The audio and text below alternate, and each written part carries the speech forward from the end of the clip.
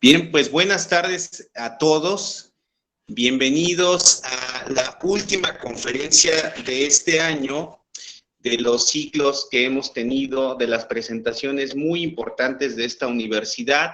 Hoy damos la bienvenida más cordial y sobre todo de bastante valor curricular para todos nosotros al maestro Gerardo Romero Altamirano. Él es consejero presidente del Instituto Electoral del Estado de Querétaro. A continuación voy a leer una breve semblanza de la muy importante y amplia trayectoria de nuestro presidente. Espero que el maestro se sienta como en casa, porque se lo hemos dicho de diferentes formas durante toda su gestión.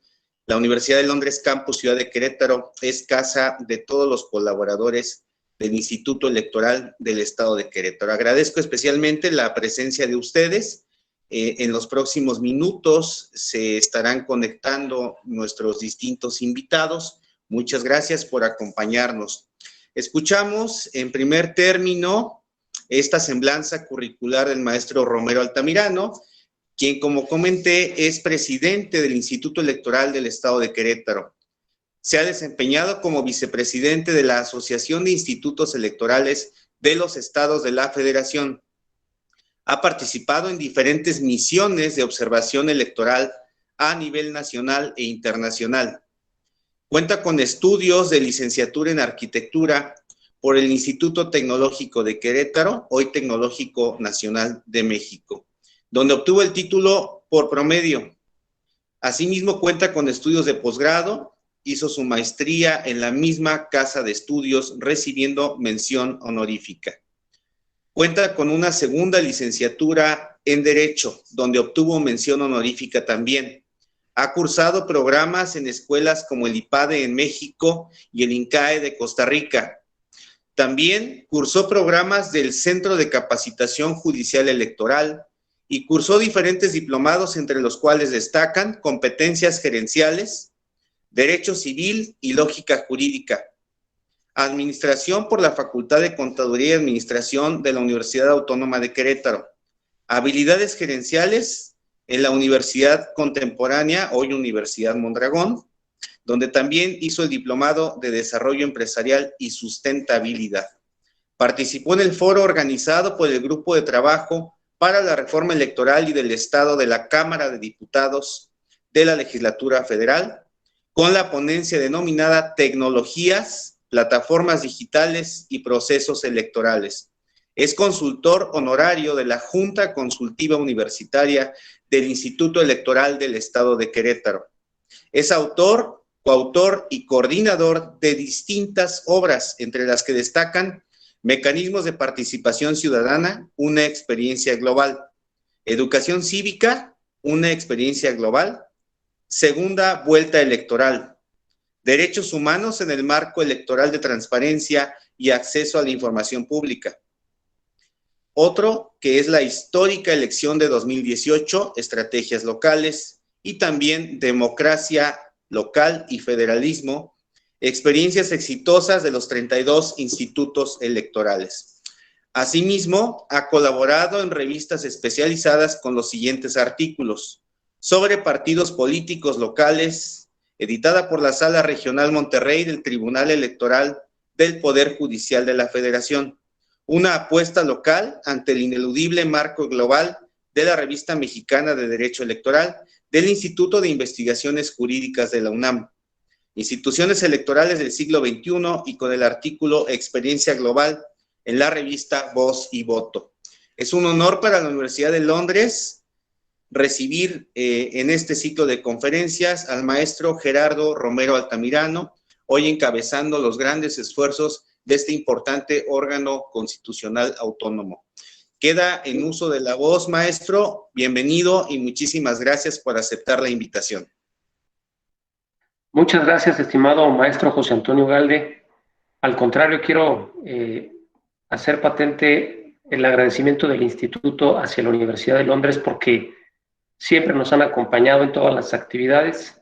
Siempre hay alumnos de la Universidad de Londres en los eventos, en las conferencias, y desde luego que para nosotros es un honor trabajar de cerca con ustedes, viendo lo profesionales que son en la universidad, y desde luego un gusto estar con los jóvenes de Derecho. Me parece que todos son de Derecho, y trataré después de esa porra que me ha hecho el maestro Ugalde, pues trataré de hacer un poco interesante esta presentación para todas y para todos ustedes, en el ánimo de que no solamente sea una plática de cierre de año para ustedes, sino también de que los deje un tanto cuanto informados para el proceso electoral que viene el próximo año, y que va a ser uno de los temas de conversación recurrente para ustedes. Espero que así sea y que desde luego pues estén participando.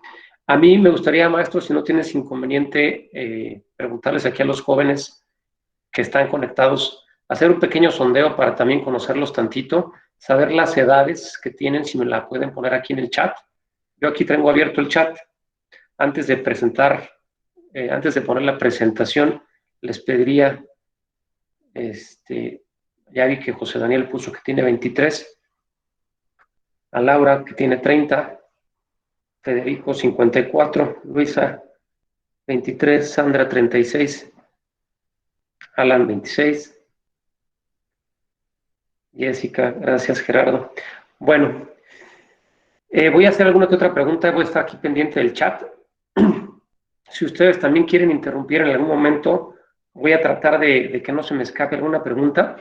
Y veo que la mayoría de todas y de todos ustedes pues ya son mayores de edad, eso era natural estando en la universidad, pero ya veo también que algunos de ustedes han tenido la oportunidad de ir a votar en más de una ocasión, y la realidad es que el año entrante va a ser el proceso electoral más grande y más complejo que ha tenido nuestro país en su historia democrática moderna.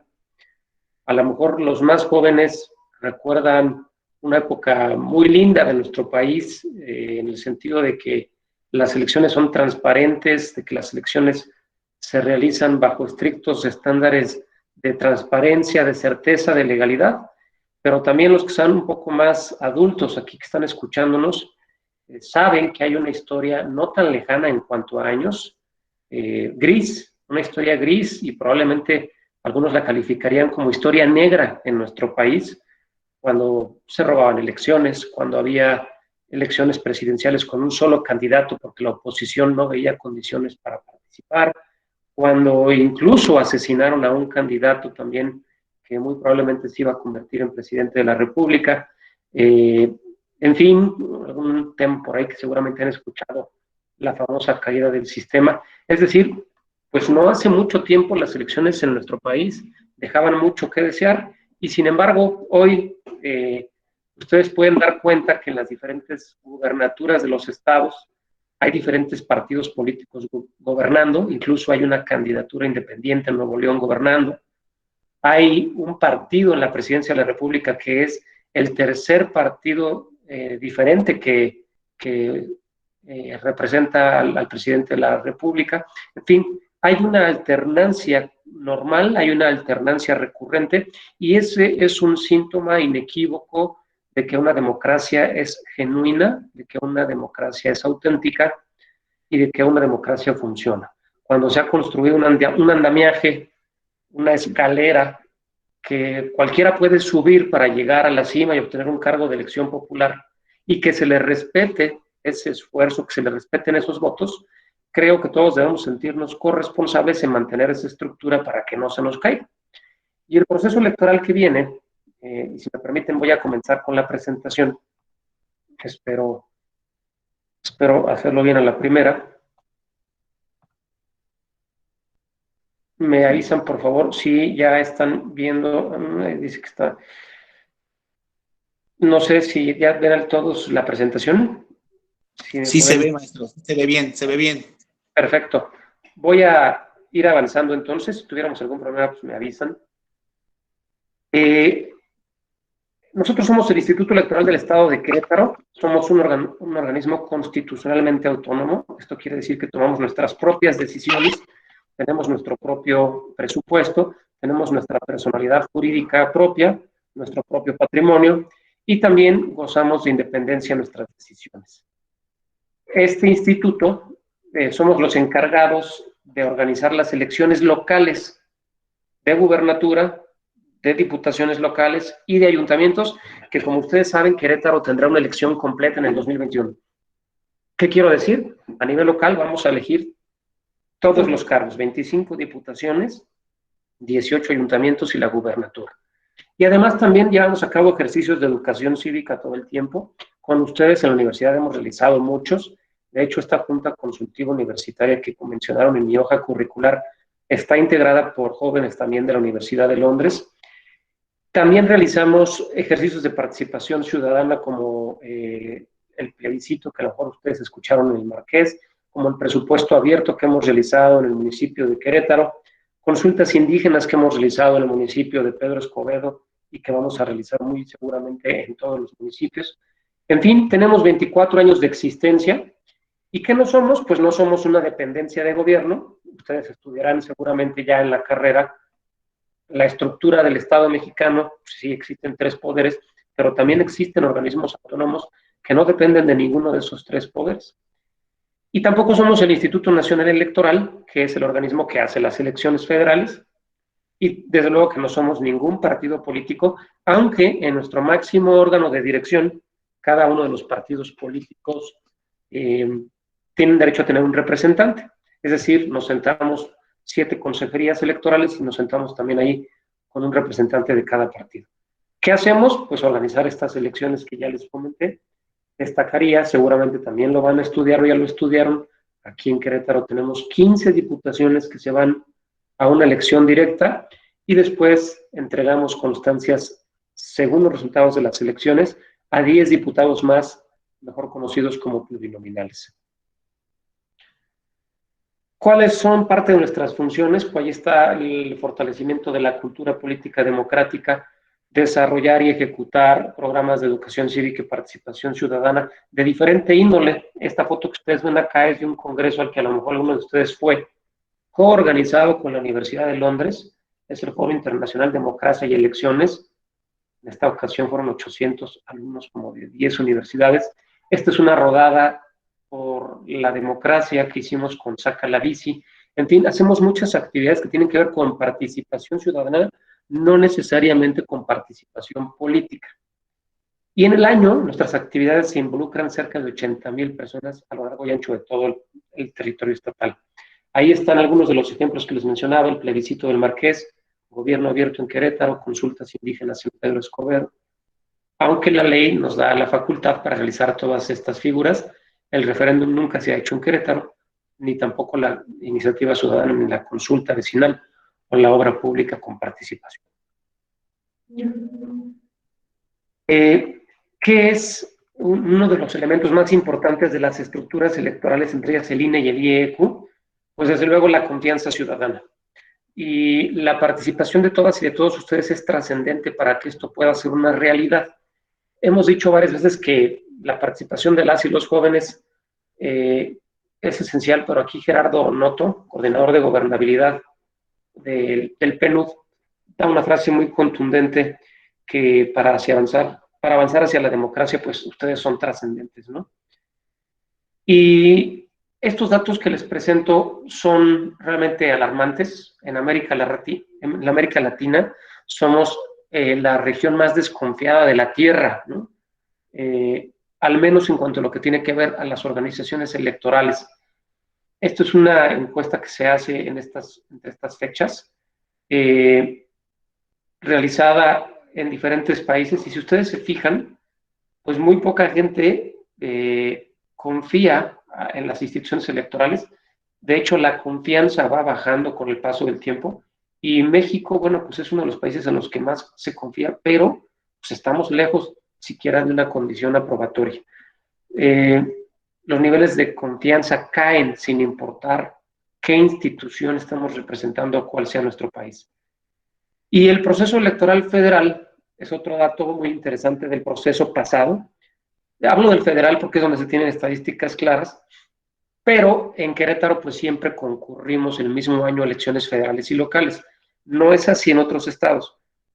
Cada 3 años en Querétaro hay elecciones, pero hay otros estados que iban desfasados y que tenían elecciones a lo mejor 3 o 4 veces en un sexenio. Ustedes recordarán que hubo elecciones en Coahuila, Hidalgo, en este año, y estaban desfasados, ¿no? Pero a lo que quiero ir es que la participación de los jóvenes no necesariamente es la más nutrida en los procesos electorales, es decir, el día de la jornada electoral. Aquí pueden ver ustedes que los jóvenes de 18 años sí están por encima de la media, es decir, la primera vez que tenemos la posibilidad de ir a votar, una buena parte, de hecho 64% de los chavos menores, perdón, de los chavos que tienen 18 años van a votar, pero inmediatamente a la siguiente elección empieza a caer. Y esto no se recupera hasta que tenemos 35 años más o menos, llegando hasta el nivel más alto, que son los señores y señoras de 65 a 69 años, los que más votan. Entonces, si ustedes se dan cuenta, pues los jóvenes pueden estar participando en muchos espacios, pero no necesariamente se refleja así en lo tangible del día de la jornada electoral. Una conclusión que aquí está apuntada es que se puede ir perdiendo también rápidamente en la juventud la confianza en las instituciones. Pero en contraste, aquí hay datos también muy duros, al menos del estado de Querétaro, que no cuadran con la tendencia de desconfianza que ha habido.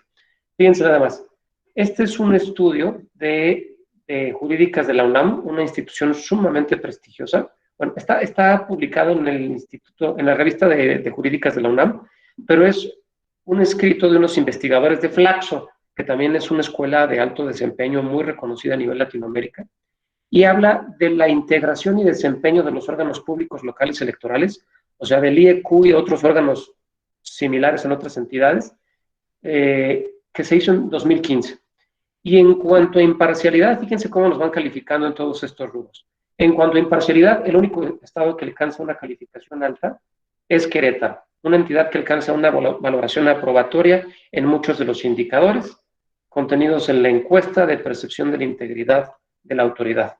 En cuanto a buen desempeño, Querétaro es una de las entidades con calificación muy por arriba de la media nacional. En el índice de autoridad electoral, que engloba todo esto, que es de lo más importante para una autoridad electoral, imparcialidad, que el árbitro sea imparcial, que se provoque un vínculo constante de información con los ciudadanos. Querétaro es una de las evaluaciones más altas. En el índice de procedimientos electorales, que tiene que ver con ver cómo nos fue en los juicios, es decir, de todas las decisiones jurídicas que tomamos, cómo nos fue, Querétaro tiene un desempeño destacado y el resto de las entidades estudiadas obtuvo un promedio justo por arriba de la media, ¿no? Y finalmente, integridad, que es un indicador que de alguna manera condensa muchas cosas, entre ellas las anteriores. La mayor integridad en el estudio de Flaxo publicado en Jurídicas la alcanzan los estados de Querétaro, Jalisco, Baja California Sur, Sonora, Yucatán y el Distrito Federal. Y de la elección del proceso 2017-2018, ¿qué les puedo decir? Un dato muy contundente. Tuvimos 33 elecciones de las 18 ayuntamientos y de las 15 diputaciones de mayoría relativa. Para los que no sepan, cuando termina una elección, a cada ganador le entregamos un documento que se llama constancia de mayoría, que quiere decir, oye, el instituto te reconoce como ganador de esta elección. Tuvimos 33, ¿no? Y en todas estas elecciones, pues, nos las empiezan a impugnar, al grado de que hay tantas impugnaciones, que hay más impugnaciones que el número de elecciones. Imagínense que hay partidos que ganan y se impugnan la elección por estrategia, ¿no? Y evidentemente muchos partidos que no ganan también la impugnan. Tuvimos 54 impugnaciones a 33 elecciones y en todas y en cada una de ellas prevaleció el criterio del Instituto Electoral de cada constancia que entregamos, no solamente a los alcaldes, sino a los regidores, a los síndicos, propietarios y suplentes, a los diputados, a los pluris, todo lo que se impugnó, toda la cadena impugnativa que no es corta, porque estamos hablando de un tribunal local, un tribunal regional y un tribunal nacional. Toda la cadena impugnativa le dio la razón al instituto de las constancias que entregó. Entonces, eso habla de una legalidad en términos numéricos del 100%. No nos movieron ni un regidor, aplicando incluso reglas de género y otras reglas que a veces son complejas. Y entonces, ¿qué les quiero decir? Pues que la confiabilidad de las elecciones es responsabilidad de todas y de todos. No es lógico pensar que si tenemos una institución en Querétaro que ha dado muy buenas cuentas y que ahí están los números concretos, ahí están los números duros, pues entonces simplemente por naturaleza o simplemente por inercia desconfiemos del trabajo que se realiza.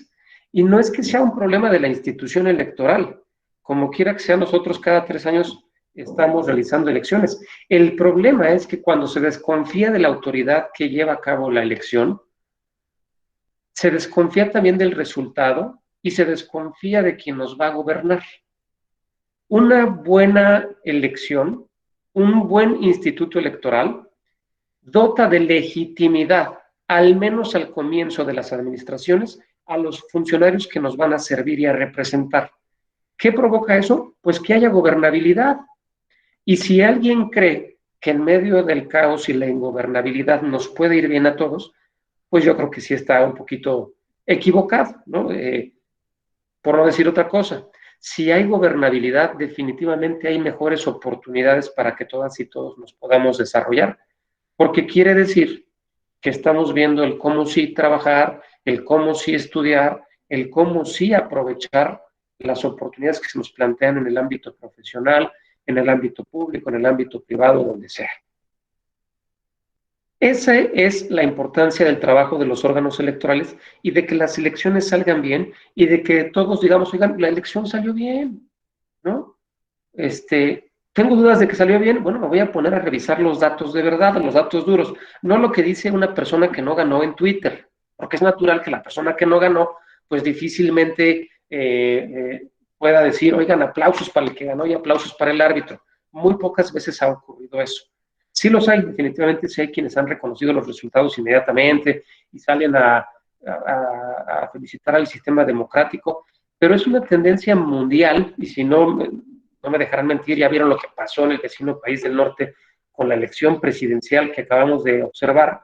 O sea, fuimos siendo testigos de cómo se iban dando los resultados electorales y lo más fácil y lo más fácil es salir a desconocer el resultado, ¿no? Porque no me favorece. Aún y cuando no tengas pruebas de que hubo fraude, bueno, pues lo importante es desconocer el resultado, pues porque no me favoreció, sin importarte a ti qué daño le puedas estar provocando a la democracia, a todas las estructuras de nuestro país que nos dan una estabilidad que sin ella no podemos tener oportunidades y no podemos tener bienestar. Entonces, no hay democracia sin elecciones.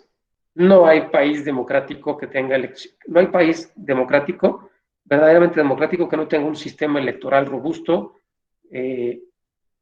trabajando efectivamente. No hay democracia sin elecciones. No hay elecciones sin sociedad. Es básico. Imagínense esa elección donde un candidato a la presidencia de la República era el único candidato en la boleta y su mamá incluso se ufanaba de decir, pues mi hijo con que yo vaya mañana a votar va a ser presidente de la República. Y además tenía razón, ¿no? Imagínense el respaldo de la sociedad a esa elección si un voto pues definía una sola persona podía definir a un presidente de la República, ¿no? Ahora contrástenlo con una participación alta, desbordada en las urnas, donde mucha gente participa y donde los resultados al final del día se conocen, pues mucha gente fue a decidir y mucha gente fue a respaldar a la persona que ganó. Entonces se puede hablar de una sociedad que está dando el espaldarazo no solamente al sistema, sino a las personas que están contendiendo y desde luego a la persona que gana, ¿no? Y no hay sociedad sin juventud. Entonces, si conectamos los puntos, la juventud es indispensable para que haya democracia en nuestro país. Ahora, ¿cómo podemos participar? Aquí tenemos 3 formas muy básicas que vamos a abordar. Participación activa. Ustedes han visto estos ejemplos en los años pasados. No sé si alguno de ustedes reconozca uno de estos ejercicios. El de Yo Soy 132, me parece que lo recordaremos muchos, que inició incluso en una universidad en la Ciudad de México, eh, provocado por una elección presidencial. De pronto los jóvenes de una universidad se hicieron de la agenda de la elección presidencial de esa ocasión por varios días, y más universidades se unieron a ese movimiento, ¿no? O este tema del Change.org del 2017, cuando los eventos de los sismos en la Ciudad de México, no sé si lo recuerdan, bueno, no sé si de entrada conozcan el portal Change.org, pero es un portal donde cualquiera de nosotros puede poner una petición y pedirle a la gente en general que la firme adhiriéndose a nuestra petición, y se pone ahí a quién va dirigida. Pues en el 2017, un ciudadano normal, me refiero, no pertenecía a ningún partido político, a ningún poder, realizó una petición ahí a los partidos políticos en general para que donaran sus prerrogativas, es decir, su financiamiento público, es decir, su dinero, para los damnificados de los sismos. Y resulta ser que empezó a tener un apoyo tal que le llegaron a firmar millones de personas, y el resultado que provocó fue que la mayor parte de los partidos políticos efectivamente donaran gran parte de sus recursos públicos de financiamiento de ese año y del siguiente. Es decir, un solo chavo, simplemente haciendo una petición en un momento concreto, en una situación concreta, logró tanto apoyo que puso el dedo en un renglón y consiguió un efecto muy tangible, muy práctico. Trasladó su participación online a un efecto a la vida cotidiana del día a día que fue muy impactante. Y eso es algo de lo que podemos aprender, porque algunos de nosotros podemos llegar a pensar que mientras estamos participando en Twitter o en Facebook, compartiendo alguna cosa en WhatsApp, pues ya nuestra participación es suficiente. Pero la realidad es que si no llevamos esa participación online a un efecto tangible en el día a día que nos afecte para bien verdaderamente, entonces nos estamos quedando a medias en esa participación. Otra de las formas de participación muy fáciles de entender, la votación. Una vez en nuestro estado, cada 3 años, la democracia nos llama a que hagamos lo básico: ir a las urnas a votar. Una vez cada 3 años, nuestro estado o nuestro país nos piden que vayamos a tomar una decisión que, si me permiten resumirla, es determinar quién va a tomar por ti todas las decisiones de tu contexto en los próximos 3, 6, 9 o hasta 12 años, porque los diputados ya se pueden reelegir en varias ocasiones. Entonces, una vez cada 3 años ir a tomar una decisión, me parece que es una participación muy básica, ¿no? Y el efecto que tiene decidir por quién vamos a elegir, a quién le vamos a dar la oportunidad de que tome decisiones por nosotros, pues es trascendental. Imagínense, voy a poner solamente algunos tópicos en este momento, ¿no? ¿Quién está tomando las decisiones en materia de salud en este momento? Bueno, pues las autoridades federales son unas, las autoridades estatales son otras.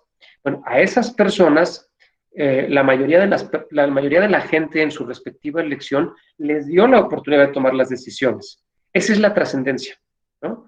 En el tema educativo, ¿quién está tomando las decisiones en los diferentes ámbitos? No, pues fulano, perengano, mengano, sultano. Ok, a esas personas, la mayoría de la gente en una elección democrática les dio la oportunidad de tomar esas decisiones. ¿Quién está tomando las decisiones en materia de seguridad? Bueno, esta persona. A esas personas se les dio la oportunidad en las urnas. Esa es la trascendencia que a veces no conectamos cómo afecta realmente nuestro día a día lo que nosotros decidimos una vez cada 3 años. Y a ustedes que están estudiando, a ustedes que son parte de una comunidad universitaria, seguramente lo están haciendo esta vida universitaria por mejorar su futuro, es decir, por tener mejores oportunidades, por tener un mejor empleo. Es deseable que, teniendo una carrera, podemos acceder a mejores oportunidades, y que ustedes se pueden mover en otros espacios, pueden abrir otras puertas. Desde luego que sí, mucho depende de lo que cada una de nosotros podamos hacer. Pero si el contexto no fuera favorable porque personas que se les dio la oportunidad pudieran estar tomando decisiones diferentes a las que nosotros hubiéramos tomado, o pudieran estar tomando decisiones que no favorecen el contexto, pues entonces ya lo que uno haga, pues deja de ser tan trascendente. No sé si me explico.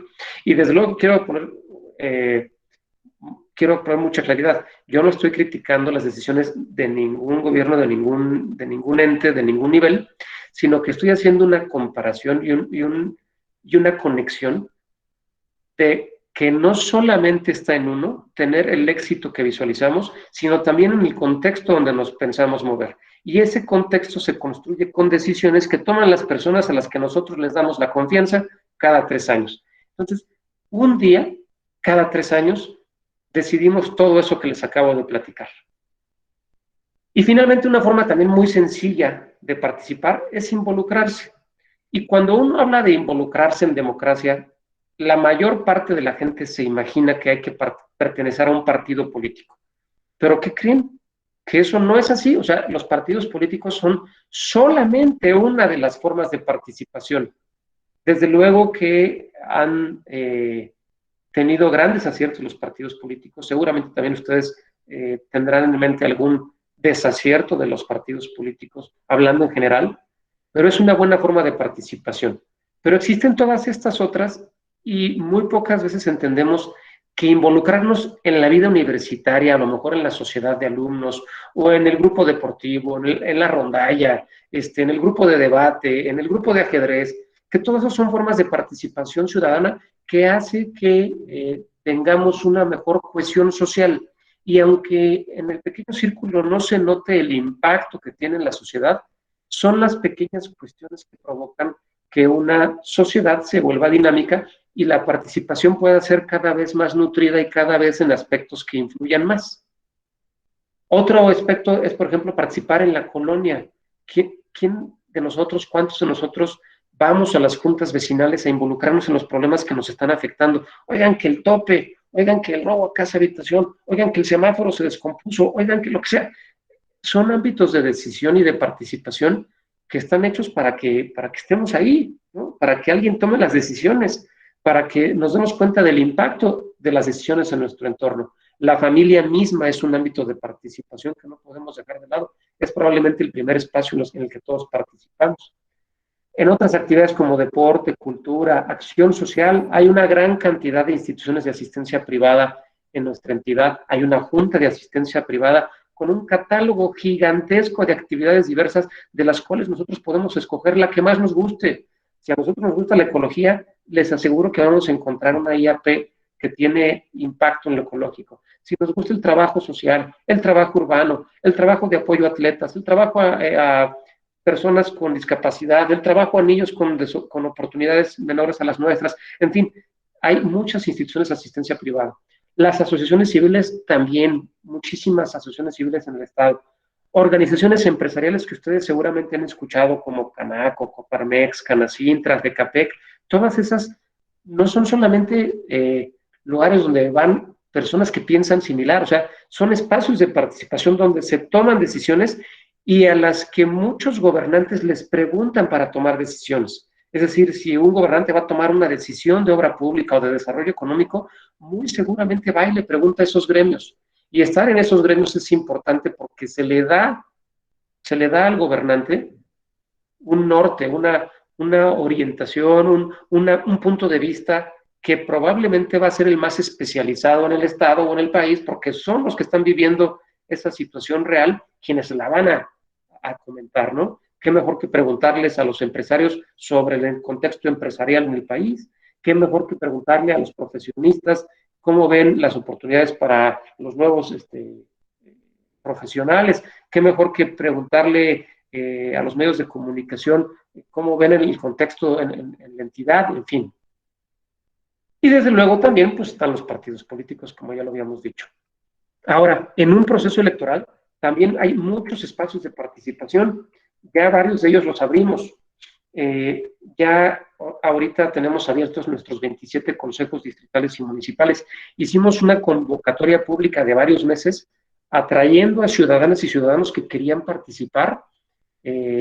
los entrevistamos a uno por uno, hicimos un examen, al final seleccionamos a las 5 personas que consideramos que mejor iban a representar a cada una de nuestras oficinas desconcentradas, que van a ser ciudadanos, y eso es parte de lo fuerte de nuestro sistema electoral, ciudadanos que van a empezar a recibir, por ejemplo, en estos días ya recibieron las manifestaciones de intención de quienes quieren contender por la vía independiente por un cargo de elección popular. O van a recibir también los registros de quienes quieren ser los candidatos de todos los partidos políticos. Van a ser quienes el día de la jornada electoral reciban los paquetes y cuenten las actas y digan a fulano o a perengana, tú ganaste esta elección. Esa es la trascendencia de estos órganos y ya los abrimos. Ese es un gran espacio de participación. Pero también van a estar los funcionarios de mesas directivas de casilla. En enero y febrero vamos a realizar junto con el Instituto Nacional Electoral un movimiento grandísimo para seleccionar vecinos y vecinas que van a estar en nuestra casilla. Ustedes recordarán, llegas a la casilla y hay unas personas sentadas ahí y las reconoces y dices, oye, pues los conozco. Pues sí, efectivamente son tus vecinos, o sea, de tu cuadra o de tu colonia. Son ellos los que te entregan la boleta. Bueno, primero te piden tu credencial para votar, checan que estés en el listado nominal que tienen ahí, te dan tus boletas, pones tus boletas en las urnas, te regresan tu credencial. Todos esos espacios de funcionarios de mesas directivas de casilla se empiezan a definir en los primeros meses del año entrante con los sorteos que hace el INE. Y desde luego también está un espacio de observación electoral, que es una figura a la que cualquiera se puede inscribir. Se hace un pequeño curso y es una figura que una vez acreditada puede tener acceso a observar todas las partes de la elección. Para ser claros, puede acceder a lugares a los que un servidor no puede acceder. Yo, presidente del instituto, solamente me puedo meter a mi casilla, a la casilla que me toca.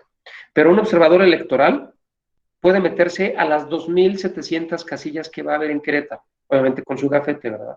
Con su gafete que lo acredita. Se puede meter al PREP, que no es de acceso público. Se puede meter a las sesiones del instituto. Se puede meter hasta la cocina para vivir de cerca cómo se hace un proceso electoral y que nadie le platica. Querétaro es uno de los estados con mayores observadores electorales, al menos así fue en el proceso electoral anterior. Y finalmente, otro tema importantísimo, informarnos. Ustedes han escuchado cada vez más este tema de las noticias falsas, ¿no? Todo el tiempo estamos ya acostumbrándonos a vivir con noticias falsas. Te llegan cosas por WhatsApp del amigo, del familiar, que nada más reenvía cosas sin revisarlas, que después cuando le cuestionas tantito dice, no, pues yo nada más lo reenvié, ¿no? Creo que a todos nos queda claro el daño que pueden ocasionar las fake news, pero en democracia, en elecciones, el daño que provocan es catastrófico. Primero, porque pretenden insertar una agenda ajena a la realidad para que quienes podamos tener acceso a esas noticias falsas pensemos o que la institución electoral está actuando de una forma distinta, o que en algún lugar se robaron una elección, o que fulano de tal está coludido con no sé quién, o que perengana está sirviendo intereses distintos. O sea, hay una cantidad gigante y ridícula de noticias falsas que circulan cuando se inicia un proceso electoral y se intensifican cuando empiezan las campañas electorales. ¿Qué podemos hacer como ciudadanos y ciudadanas que tenemos el mínimo interés cívico de que este estado de bienestar, esta calidad de vida, como cada quien la valore, no se pierda a pasos agigantados? Pues informarnos para no replicar información falsa. Si nos llega algo que nos genere inquietud, pues buscarla en otras 2 o 3 fuentes. Yo les recomendaría, aquí hay una gran cantidad de fuentes que vamos a tener muy alimentadas. Ustedes si se meten ahorita al Twitter, al Face, al Instagram o a nuestro sitio especial de elecciones QRO, van a encontrar todo lo que está pasando con el proceso electoral y lo van a encontrar de manera muy amigable con infografías, con pequeños videos explicados para que nadie los quiera sorprender, para que al contrario ustedes se conviertan en agentes que repelan la información falsa y que en ese sentido abonen a la construcción de ciudadanía, a la construcción de democracia que tanto necesitamos defender en nuestro país. No ser víctima de la agenda de otros. Si alguien quiere que una noticia falsa permee, es porque tiene un interés que muy probablemente no es un interés similar al nuestro. Algo muy relacionado con este tema es una polarización exacerbada que hay en este momento en la agenda pública. ¿Estás con melón o estás con sandía? Vamos a preguntarnos, oigan, ¿tengo que estar con melón o con sandía? ¿Tengo que polarizarme yo? No, espérenme, a ver, yo le puedo ir a las Chivas y tener un amigo que le va a la América y otro que le va a los Pumas.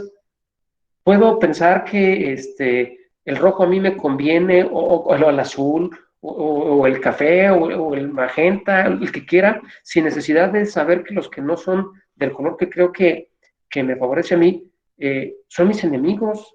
No tengo por qué comprar la polarización de otras personas o de otras estructuras. Una sociedad polarizada es una sociedad a la que no le puede ir bien a largo plazo. Una sociedad polarizada es difícil que logre condiciones de bienestar. Al final de cuentas, sí, podemos ir a una elección, defender cada quien nuestras ideas, nuestros puntos de vista, discutirlos con intensidad en cualquier mesa, porque de eso se trata una democracia viva. Por eso tenemos libertades en México, para poder defender nuestras ideas políticas y democráticas. Pero a ver, la vida sigue. La vida sigue. ¿Por qué tenemos que polarizarnos con nuestro vecino, con nuestro compañero de banca, con la persona con la que trabajamos, si no es necesario polarizarnos al 100% por toda la vida? O sea, ¿qué necesidad? Al final, al día siguiente de la elección, vamos a seguir trabajando con el compañero, vamos a seguir teniendo el compañero de banca al lado, vamos a seguir teniendo al pariente y al amigo. O sea, la vida sigue. Entonces no hay que heredar polarizaciones que no son nuestras y que desde luego no nos convienen, porque además ni siquiera sabemos dónde puedan tener su origen esas polarizaciones. Otro consejo, que ya viene parte de lo mismo que les estoy platicando, replicar información de manera responsable. Si además de ser repelente al tema de las noticias falsas, quiero además difundir la información correcta y verdadera para que la gente esté informada, me puedo unir a cualquiera de estos canales o puedo bajar una aplicación que vamos a lanzar en enero, que también se llama Elecciones QRO, y tener todas las infografías que quiera del tema que quiera del proceso electoral y mandarlo a los chats que yo considere que les interesa. Yo sé y estoy perfectamente consciente que el tema de las elecciones a veces es denso, ¿no? Y que en los chats de la mayoría de nosotros, bueno, en muchos de los chats que tenemos, pues funciona más mandar un chiste o una cadenita o un video chusco o lo que sea. Pero no hace daño de ninguna manera mandar también información útil. Y lo que nosotros vamos a estar haciendo con todos estos mecanismos es dar la información de lo que va a ocurrir antes de que ocurra. ¿Por qué lo queremos hacer así? Porque cuando ustedes ya están informados, cuando ya están informadas, ya están preparadas para repeler la información falsa. Y cuando les llega, en primer lugar, ya no se engañan, ya no se dejan engañar. Y en segundo lugar, en un ánimo propositivo pueden decir, oye, perdón, fulanito, eso que estás mandando no es cierto. Eso que estás mandando es falso. Mira, aquí te va la neta. Le mandas una infografía, ¿no? Yo sé que a lo mejor puede parecer hostil, pero piensen en el daño que puede provocar en la democracia seguir difundiendo informaciones falsas durante una elección, y eso es un daño que nos lo provoca a todos. Por lo cual, pues la recomendación es seguir las fuentes oficiales del instituto y desde luego contrastarlas cuantas veces quieran. Contrastarlas con todo lo que ustedes gusten, porque al final de cuentas, pues nadie es dueño de la verdad. En conclusión, la juventud puede hacer grandes cambios en la sociedad todos los días. Yo les aseguro que el tema del 132, el tema de change.org, de partidos den su dinero, cambiaron para siempre la historia de nuestro país y son cambios que se provocaron desde personas jóvenes, son cambios que pueden ser observados con detenimiento y nos podemos dar cuenta de que lo que se necesitaba era una idea concreta en un momento concreto y meterla a rigor con un grupo importante de personas que la entendieran y la pudieran empujar. Yo les diría a los más jóvenes, aquí tenemos de todo en el público, ¿no? Muchas veces nos dicen, oigan, es que no participo porque los adultos me han fallado, los adultos lo están haciendo mal. Qué decepción trabajar en un partido, qué decepción trabajar en el gobierno, qué decepción salir a votar. Es perfectamente entendible. Estamos conscientes de que las instituciones tenemos de los peores niveles de confiabilidad que hay en las instituciones en general en nuestro país. Eso estamos perfectamente conscientes. Pero ¿esto a quién favorece? A los jóvenes, ¿no? Si la decepción llega a tal que no me quiero hacer cargo de lo que me va a tocar en unos años, pues entonces las decisiones nos las están dejando a quienes ya estamos en las instituciones, a quienes a sus ojos podemos estar cometiendo errores o tomando decisiones que no convencen, que no convienen. Entonces, pues no dejen que las decisiones las sigamos tomando quienes probablemente no entendamos el contexto como lo comprenden o como lo entienden, sin decir que es mejor o peor, quienes hoy en día están en las universidades, en el último año de preparatoria, enfrentándose a su primer empleo. Hay que abordar a las instituciones y hay que empezar a tomar los espacios para que la forma de pensar empiece a tener los canales de difusión que necesitamos que tengan, ¿no? Si no, vamos a seguir participando en Twitter, vamos a seguir participando en Facebook, con likes, con compartir, con lo que ustedes digan, pero los cambios que les tienen que favorecer en su vida, en su contexto para que puedan ser exitosos en su carrera, pues no se van a dar. Otra de las conclusiones es que la confiabilidad de nuestro sistema electoral es un triunfo de todas y de todos nosotros, no solamente de los partidos políticos y de ninguna manera tampoco solamente de las instituciones electorales. Yo les diría, una gran cantidad de mexicanas y mexicanos en las décadas pasadas lucharon con todas sus fuerzas por tener el sistema democrático que hoy tenemos. Les diría también con la misma claridad, muchas personas en esa lucha perdieron la vida. Ustedes podrán tener casos por ahí. Les decía, asesinaron a un candidato a la presidencia de la República y en los años anteriores a esa elección también hubo muchas personas que dieron la vida por las condiciones y por los derechos que hoy tenemos. Hoy afortunadamente no es necesario entregar la vida. Hoy hay que estar en los espacios de participación, hay que aprovecharlos, hay que ser agradecidos con las generaciones anteriores que lograron que hoy tengamos el sistema que tenemos. Porque no es un triunfo del IEQ, del INE, del anterior IFE, es un triunfo de nuestros abuelitos y abuelitas, de nuestros padres y madres, de muchos y muchas mexicanas que se la rifaron, si me permiten la expresión, porque hoy pueda ganar una elección en nuestro país el que tenga más votos y que ese triunfo se le respete. Tercera conclusión, la legitimidad del trabajo que hacemos las instituciones electorales genera gobernabilidad. La gobernabilidad genera bienestar y paz social. A lo mejor aquí falta terminar la idea que bienestar y paz social genera oportunidades para todos nosotros, ¿no? A ver, nada más pregúntense ustedes en alguna de las entidades del país, y no me gusta decir nombres, en alguna de las entidades del país donde hay niveles de inseguridad mucho más altos que en Querétaro, estarán más limitadas las oportunidades de trabajo, de negocio, de empleo, que en una entidad donde hay seguridad alta, donde hay gobernabilidad, donde hay estabilidad. Todos tenemos la respuesta, pues desde luego que en donde hay más gobernabilidad hay más oportunidades. Eso es natural. Y sin importar de qué color sea la persona o si es independiente, si le va bien a un gobierno, nos va bien a todos, nos va bien a todas. Y para finalizar esta plática en este primer momento, ya veíamos estas formas de participación, votar, involucrarnos, informarnos. Yo dejaría hasta ahí esta primer participación, desde luego agradeciendo su atención y si hubiera alguna inquietud, no sé, maestro Ugalde, si tú canalizarías alguna pregunta o las vemos aquí en el chat como tú me indiques. Sí, muchas gracias, maestro, por la exposición. Vamos a escuchar a continuación si alguno de los participantes, alguno de los asistentes desea hacer algún comentario, formular alguna pregunta. Si te parece, escuchamos dos y damos respuesta. Adelante.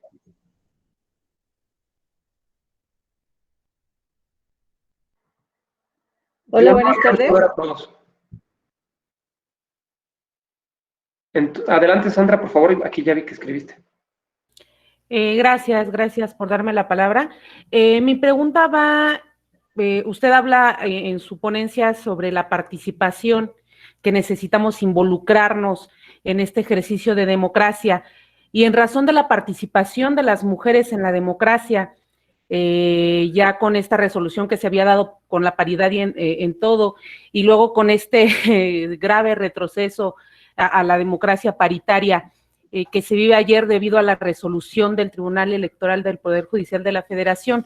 Me gustaría saber usted, maestro, qué opina de esta situación y también usted en qué sentido hubiera votado. Muy interesante. Bueno, con toda realidad te diría que a este momento, déjame ver la hora, 5:56 de la tarde del miércoles 16 de diciembre, yo estoy muy interesado en ver el engrose, bueno, la sentencia de esa resolución, porque seguí la sesión. Para quienes no están enterados del tema que comenta Sandra, se discutió la paridad en gubernaturas, acerca de si debían ser postuladas 7 mujeres al menos para las 15 gubernaturas que va a haber en el 2021. Y la sesión fue una sesión intensa, una sesión larga. Yo estuve escuchando una parte de ella, pero sí debo decir con toda claridad que me gustaría esperarme la sentencia porque veo que el boletín del tribunal refleja una situación y escuché yo a magistrados pronunciarse en un sentido y en otro, entonces no he terminado de entender exactamente qué es lo que va a pasar. Incluso hay versiones que argumentan que sí se van a postular 7 gubernaturas y hay versiones que argumentan que no va a ser así.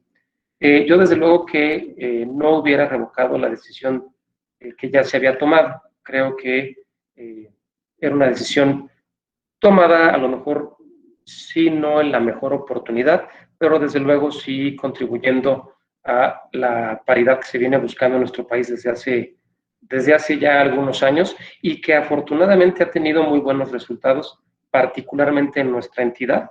En nuestra entidad han ocurrido situaciones muy afortunadas. Ustedes saben, tenemos una legislatura local que por segunda ocasión consecutiva está integrada por más mujeres que varones, por 13 mujeres y 12 varones. Es la segunda vez que ocurre eso. Cuando empezaron las reglas de paridad en el primer proceso electoral, tuvimos 9 alcaldesas y 9 alcaldes gobernando municipios de Querétaro. Ha habido alcaldesas en municipios que nunca habían sido gobernados por mujeres. Hemos tenido al mismo tiempo presidencias de órganos electorales encabezadas por mujeres. O sea, ha habido un avance significativo que desde luego no podemos tomar como una meta, pero sí como alicientes para seguir adelante y seguir encontrando también los mecanismos para que sea todo esto ya algo natural, ¿no? Decisiones naturales que se vayan tomando sin necesidad de llegar a tribunales, ¿no? Porque llevamos prácticamente 6 años, si me permiten la expresión, a tribunalazos, ¿no? Y entonces, pues, eso no es la mejor manera de abonar a la certeza, ¿no? Las instituciones electorales estamos obligadas a dar certeza. Entonces, Sandra, espero haber contestado a su pregunta. Sí, muchísimas gracias, maestro.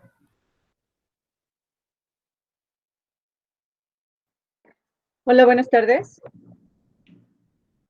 Sí, buenas tardes. Maestro Gerardo, pues me presento, la licenciada Laura Huerta, directora de Criminología y Criminalística de aquí de la Universidad de Londres. Y pues felicitarlo, maestro, por la excelente ponencia. Coincido totalmente en la postura en la que el cambio es a través de los jóvenes. Finalmente, pues decirles a los jóvenes, expresarles que si quieren un cambio, pues se involucren, se adhieran a estas instituciones, a todos estos, pues de alguna manera, vínculos con el Instituto Electoral porque finalmente el cambio es desde adentro, no desde afuera, no quejándose, sino, como comentaba, adhiriéndose a estas instituciones. Lo felicito precisamente por esta participación. Excelente, maestro. Muchas gracias. Al contrario, gracias a usted, maestra Huerta. Lo mismo que la maestra Cedillo, muchas gracias por el comentario. Buenas tardes, yo también quisiera agregar algo. Buenas tardes, maestro Gerardo. Me presento con usted, soy la licenciada Luisa Daniela Hernández Esquivel, estoy a cargo del Departamento de Vinculación Académica en el plantel Juárez y también quisiera felicitarlo, unirme a las felicitaciones, fue una plática realmente muy enriquecedora y a nombre de la Universidad de Londres y a título personal, pues agradecerle el tiempo que se sirve para platicarnos cosas tan importantes y tal como dice la licenciada Laura Huerta, los jóvenes que se involucren. Yo ahí coincido totalmente con el comentario de la licenciada Huerta, porque sí es un factor importante. Si queremos cambios, hay que levantar la mano, pero hacer algo.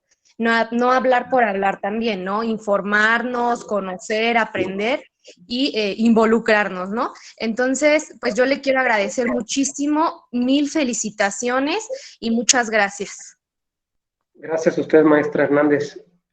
Ahora sí que coincidimos en que la participación es relevante.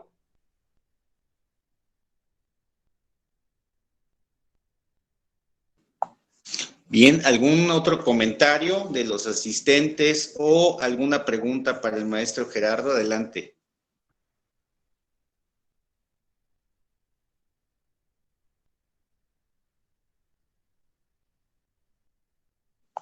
Bien, presidente, parece que no hay más comentarios, entonces vamos a ir haciendo el cierre. Muchas gracias por la participación, por la disposición siempre para esta universidad. Espero que hayamos sido durante este año y los previos congruentes con la misión de la universidad, que es formar para la vida, involucrarnos, participar. Gracias por los espacios que siempre se nos han abierto con ustedes, con los consejeros, y pues esta siempre va a ser una institución académica abierta, desde luego objetiva, imparcial, profesional, y un poco compartiendo con ustedes, con los asistentes y con el presidente del instituto. Aquí en la Universidad de Londres tenemos cerca de 1,500 alumnos en población activa, donde el 70% son mujeres de las alumnas. De las docentes, el 67% son mujeres y el 90% del personal administrativo son mujeres. Entonces estamos tratando nada más de ser congruentes con lo que siempre hemos pensado aquí en la universidad, maestro Gerardo, que esto es de talento, esto es de gente comprometida con el desarrollo, de no perder el tiempo, no distraernos en cuestiones negativas, sino en participar, en involucrarse para que después no sea patente esta frase de alguna comisión de derechos humanos que decía, si no se queja, no se queje, porque pues nos pasamos quejando estos 9 meses de pandemia, ya hay que superarlo, hay que darle vuelta a la página y pues comprometernos. Aquí hay varios docentes, varios alumnos y pues comprometer al presidente del instituto, maestro, para que el próximo año se tenga una plática como esta, desde luego con algún otro tema que involucre la participación ciudadana. ¿De acuerdo? Encantado, maestro, con mucho gusto, sí. Ahora sí que cada vez va a ser un tema más recurrente en todos los círculos de ustedes, como lo dije hace unos momentos, y cuando tengan dudas o cuando quieran que se amplíe la información en cierto sentido, disponibles el 100% y más por tratarse de esta universidad que tanto nos ha ayudado. Al contrario, muchas gracias, maestro, un abrazo a la distancia, un saludo, a seguirnos cuidando y seguimos en esta modalidad hasta que esto se supere entre todos y cuidándonos muchísimo. Felicidades y gracias por la exposición. Hasta luego. Gracias, hasta luego, abrazos para todas y para todos. Muchas gracias, hasta luego.